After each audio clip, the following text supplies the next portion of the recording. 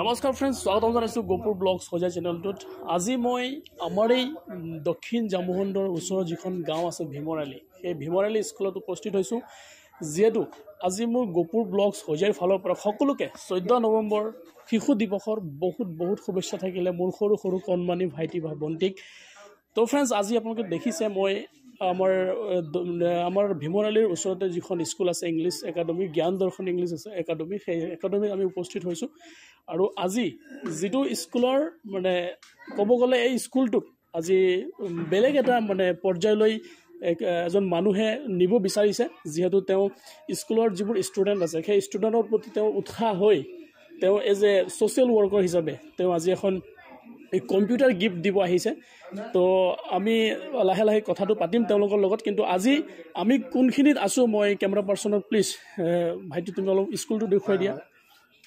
কাৰণ স্কুল ধুনীয়া সুন্দৰ পৰিৱেশ এটা, স্কুলৰ ক্লাছৰুমবিলাক আৰু তাত গোটেই ল'ৰা ছোৱালী মই তালৈও যাম বাৰু, তাতো দেখাম। প্ৰথমে আপোনাৰ স্কুলৰ এটা ধুনীয়া পৰিৱেশ দেখাই দিছোঁ, গাঁৱৰ মাজত আৰু তাৰ লগতে মই ক'ব বিচাৰিছোঁ চাওক, মোৰ প্ৰত্যেক দিনাই মোৰ এইটো পেজত নতুন নতুন ব্লগিং কেইটা পায়। কিন্তু আজি মই বিশেষকৈ যিহেতু 14 নৱেম্বৰ, সেই 14 নৱেম্বৰৰ দিনা মোৰ আমাৰ এই এলেকাৰ যিখন স্কুল আছে জ্ঞান দৰ্শন স্কুল, সেই জ্ঞান দৰ্শনৰ স্কুলৰ কিছুমান দৃশ্য আপোনালোকে দেখিব পাইছে। আৰু লগতে মই সেইজন ব্যক্তিৰ লগত কথা পাতিম যিজন ব্যক্তিয়ে ইমান আদৰ্শৱান হৈ এটা স্কুলৰ স্কুলত ষ্টুডেণ্টৰ ওপৰত চাই তেওঁ এটা কম্পিউটাৰ, সেই স্কুলৰ কম্পিউটাৰ ব্যৱস্থা কৰি দিছে। গতিকে দেৰি নকৰি আহক, মই তেওঁৰ লগত কথা পাতিবলৈ চেষ্টা কৰিম। তো আপোনালোকে দেখি আছে, এয়া মই দাদাৰ লগত কথা পাতিবলৈ চেষ্টা কৰিম যিজন ব্যক্তিয়ে আমাৰ এই স্কুলৰ কাৰণে ইমানখিনি কৰিছে। গতিকে এয়া দেখিছে যে দাদাই কম্পিউটাৰটো আমাক এইটো স্কুলৰ কাৰণে বহুত কষ্টকৈ তেওঁ নিজে, যিহেতু ছ'চিয়েল ৱৰ্ক বুলি তেওঁ কৈছে, গতিকে সেই ছ'চিয়েল ৱৰ্ক হিচাপে কাম কৰি কৰি আজি চাওক এইটো স্কুলৰ কাৰণে যিমানখিনি কৰিছে তাৰ বিষয়ে মই দাদাৰ পৰা কিছু সুধিব বিচাৰিম। দাদা আপুনি আহিছে, আপোনাৰ উদ্দেশ্যটো অলপ যদি কয়। মোৰ একো উদ্দেশ্য নাই, মই ভেৰি ক্লিন এণ্ড ফ্ৰেছ মানুহ হয়। মোৰ সৰু মৰুকৈ বিজনেছ আছে, হোজাইত জুৱেলাৰী দোকান আছে, খান জুৱেলাৰ্ছ বুলি। আমি সদায় এইটো যোনটো সামাজিক কাম, কণ্ট্ৰিবিউশ্যন বা ডনেশ্যন আমি সদায় কৰি থাকোঁ। ময়ে নহয়, মোৰ ফেমিলি মেম্বাৰ্ছবোৰ, মোৰ দেউতাই কৰি আহিছিলে, আজি মোৰ দেউতা নাই, তেখেতে মোৰ খুৰা আছে, আজি মেহমুদ খান চাহাব, তেওঁ কৰি আছে, ময়ো কৰি আছোঁ। মই সৰু মৰুকৈ কৰিছোঁ। যেনেকুৱা এতিয়া ঠাণ্ডাৰ বতৰ আহিলে আমি গৰম কাপোৰ দিওঁ, ব্লেংকেটছ দিওঁ। মই এবাৰ লাষ্ট ইয়েৰ মই ভিজিট কৰিছিলোঁ এই স্কুলটো, যিহেতু বহুত পিছপৰা অঞ্চল হয় এইটো, আৰু ইয়াত এনেকুৱা স্কুল হোৱাটো, আৰু মই আৰু এটা বস্তু দেখিছোঁ, ইয়াত বহুত দুখীয়া ল'ৰা ছোৱালীও পঢ়ি আছে। আৰু এই স্কুলৰ যোনে প্ৰিন্সিপাল আছে, জ্ঞান দৰ্শন ইংলিছ একাডেমীৰ প্ৰিন্সিপাল পঞ্চদেৱ দা, তেখেতৰ এটা কথাটো মোক ভাল লাগিছিলে যে এই স্কুলত বহুতজন দুখীয়া ল'ৰা ছোৱালীক তেওঁ ফ্ৰী অফ কষ্ট পঢ়াই আছে। সেইটো চাই পেলাই মোক ভাল লাগিছে। তেওঁ যদি কৰিব পাৰে, মই ভাবিছোঁ স্কুলটো চাই পেলাই দেখিছোঁ ইয়াত কম্পিউটাৰৰ ব্যৱস্থা নাই। যিহেতু এই জামানাত, আজিৰ জেনেৰেশ্যন, আজিৰ সময়ত কম্পিউটাৰ নলেজটো হোৱাটো বহুতেই দৰকাৰ। সেইটো কাৰণে মই ভাবিছোঁ মোৰ মা দেউতাটো নাই, তেওঁলোকৰ নামত মই কম্পিউটাৰ এটা দিব, সেইটো সময়তে মই ভাবিছিলোঁ। আৰু আজি মই প্ৰাউড ফিল কৰিছোঁ, আজি মই দিব পাৰিছোঁ কম্পিউটাৰ। আৰু দাদা আপোনাৰ গুড নেমটো? মোৰ গুড নেমটো তৌচিফ খান। অ'কে, আপোনালোকে এয়া দেখিছে যে দাদাই আমাৰ এই জ্ঞান দৰ্শন ইংলিছ একাডেমীৰ নামত যি কৰিছে, এয়া বহুতে আমাৰ কাৰণে বহুত আনন্দিত হৈছে। কাৰণ এনেকুৱা পিছপৰা অঞ্চলত আহি দাদা আমাৰ কাৰণে কম্পিউটাৰ ব্যৱস্থা কৰি দিছে। আৰু ইয়াৰ লগতে আমাৰ স্কুলৰ যিজন প্ৰধান শিক্ষক আছে, আৰু চিলড্ৰেন ডেৰ বিষয়ে কিছুমান কথা যদি ছাৰে আমাক কয় ভাল লাগিব ছাৰ। নমস্কাৰ। পোনপ্ৰথমে মই আপোনালোকক ধন্যবাদ দিম যে আজিৰ দিনটো শিশু দিৱস পালন কৰা সময়ত যে আপোনালোকে আহিলে, সেইটো কাৰণে অশেষ ধন্যবাদ আপোনালোকৰ, যে আমাৰ স্কুলৰ ল'ৰা ছোৱালীক অলপ উৎসাহিত কৰিব পাৰিছে। চিলড্ৰেনছ ডে বিষয় আমালোকেতো অলপ আগত পৰাই হেৰি কৰিয়ে আছিলোঁ।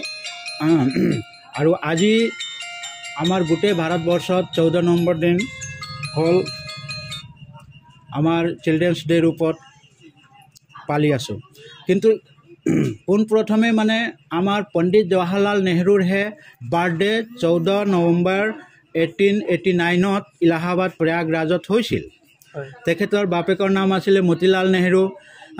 তেখেত বেৰিষ্টাৰী উকিল, এজন বিখ্যাত উকিল আছিলে। তেখেতৰ আমাৰ পণ্ডিত জৱাহৰলাল নেহৰুৰ শিক্ষা দীক্ষা একদম গাঁৱতে হৈছিলে। তাৰপিছত তেখেতে বিলায়ীতলৈ গৈ খুব ভালকৈ বেৰিষ্টাৰী পাছ কৰি আহি আমাৰ দেশ সেইটো সময়ত ইংৰাজৰ গোলাম আছিলে।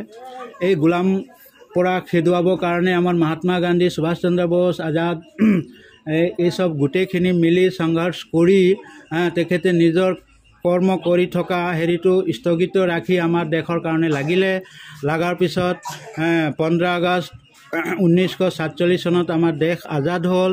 আজাদ হোৱাৰ পিছত আমাৰ এখেতে সৰ্বপ্ৰথম ভাৰতৰ প্ৰধানমন্ত্ৰী তেখেতে আমাৰ পণ্ডিত জৱাহৰলাল নেহৰু হ'ল। হোৱাৰ পিছত এই সবতকৈ আজিৰ দিনটো আমাৰ এইটো কাৰণে যে শিশুৰ লগত তেখেতৰ খুব প্ৰেম আছিলে, স্নেহ আছিলে, আৰু ল'ৰা ছোৱালীও তেখেতক প্ৰেমৰ কাৰণে চাচা নেহৰু বুলি কৈছিলে। তে সবতকৈ ভাল যে আমাৰ ল'ৰাটোৰ শিশু দিৱস ৰূপে যে পালি আছোঁ, সেইটোৰ লক্ষ্য যে লক্ষ্য ৰখাটো কাৰণ একমাত্ৰ যে আজিকালি বহুত জেগাত আমালোকে দেখিবলৈ পাওঁ যে 12 বছৰ সৰু ল'ৰা এটা বেলেগত গৈ কাম কৰি আছে। এইটো স্বাধীন নহয়, এইটো আমাক শিশুৰ কাৰণে প্ৰয়ত্ন কৰিব লাগিব যে নাই, আমাৰ দেশটো প্ৰগতি পথত আনিবৰ কাৰণে একমাত্ৰই হ'ল শিক্ষা। এই শিক্ষাটো যদি নহয় আমাৰ দেশটো কেনেকুৱা ডেভেলপ হ'ব? কেতিয়াও হ'ব নোৱাৰে। গতিকে এই শিক্ষা ক্ষেত্ৰতে আমাৰ পূৰ্ব পণ্ডিত জৱাহৰলাল নেহৰুৱে পুৰা ধ্যান দি শিশু দিৱস ৰূপে পালন কৰি আজি আমালোকে সৰ্বভাৰতত মানে এইটো পালন কৰি আহি আছোঁ আৰু পালন কৰি যাওঁ। ধন্যবাদ। আৰু তাৰ লগতে আজি আমাৰ এই জ্ঞান দৰ্শন ইংলিছ একাডেমীৰ যিজন ছাৰ আছে, তেওঁ ভালেই কিছুমান কথা কৈছে, কিন্তু তাৰ লগতে আজি যিহেতু আমাৰ দাদাই ইমান দূৰৰ পৰা আহি আমাৰ এইটো স্কুলৰ কাৰণে যিমানখিনি কৰিছে, মই সেইবাবে মই কিছুমান ষ্টুডেণ্টৰ লগত কথা পাতিম। ষ্টুডেণ্টৰ কেনেকুৱা লাগিছে? ভণ্টি, কেনেকুৱা লাগিছে তোমালোকৰ? so happy না? কাৰণ চোৱা, আজি দাদা স্কুলৰ কাৰণে কৰিছে, নেক্সট কেতিয়াবা তোমালোকৰ ৰিজাল্ট ভাল হ'লে হয়তো তোমালোকৰ পাৰ্চনেলি তোমালোকে এটা কম্পিউটাৰ গিফ্ট কৰিব।